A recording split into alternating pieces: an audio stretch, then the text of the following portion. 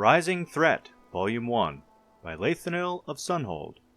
Volume 1 in a series of books about the Thalmor.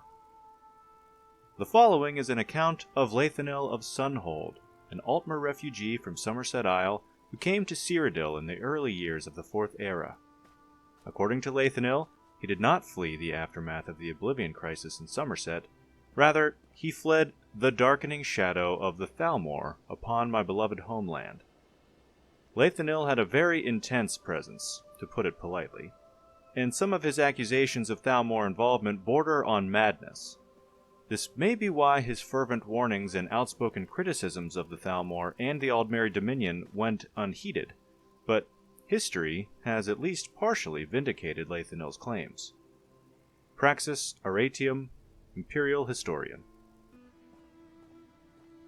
I was barely more than a child when the great anguish fell upon us. The very air was torn asunder, leaving gaping, infected wounds that spewed Daedra from the bowels of Oblivion. Many flocked to the shores, seeking escape from Dagon's murderous host. But the seas betrayed our people, raising up to smash our ships and our ports, leaving us to fates so vile and wicked that death would seem a mercy. The Crystal Tower stood as our last bastion of hope in both the literal and figurative sense. Refugees filled the Crystal Tower until it could hold no more. I could taste the fear hanging in the air, feel the pall of despair suffocating us. We could see the Daedra moving through the trees in the distance, but they did not come.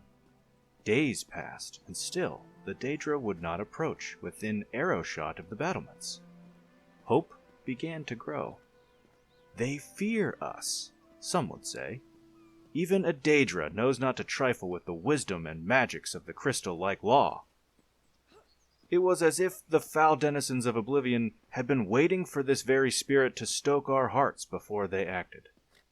As we slept, innumerable legions of Daedra amassed around us.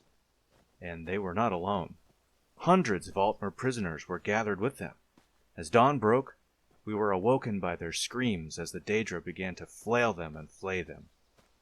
We watched in abject horror as our kinfolk were defiled completely, carved up and eaten alive, impaled on their depraved war machines, and worried apart as meals for their profane beasts.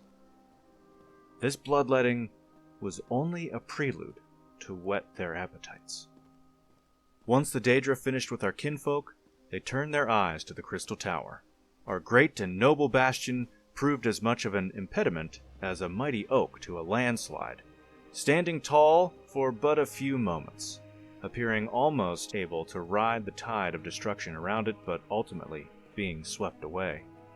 Our exalted wizards decimated the fiends, roasting them by the dozens. Archers were finding the narrowest of chinks in their Daedric armor at over 100 paces, felling their captains and commanders. The might and skillfulness of our heroic defenders was astonishing to behold, but it was not enough. The Daedra clambered over the corpses of their cohort. They marched headlong into death and destruction that would make the mightiest armies in all of Tamriel quake with fear.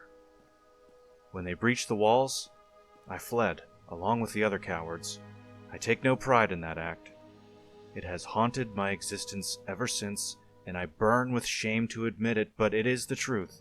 We fled in mindless panic, abandoning those stalwart Altmer who held the line against the onslaught to preserve and defend our illustrious Crystal Tower.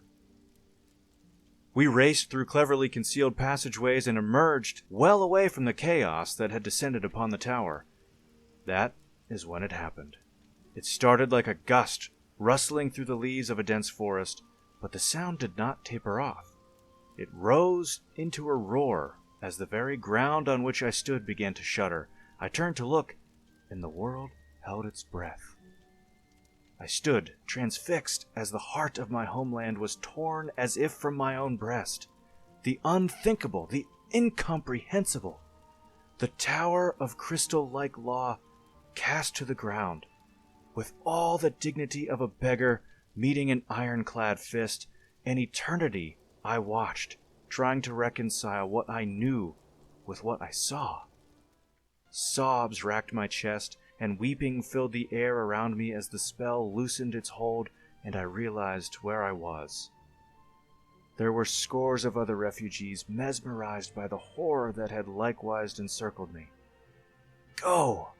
I croaked out as my heart, the heart of my land, shattered. No one moved, not even me. I mustered what will I could and bellowed all the fear and hatred and agony at what had just happened, turning the word into a mindless shriek. "Go!" I ran then, feeling more than seeing that the others had followed.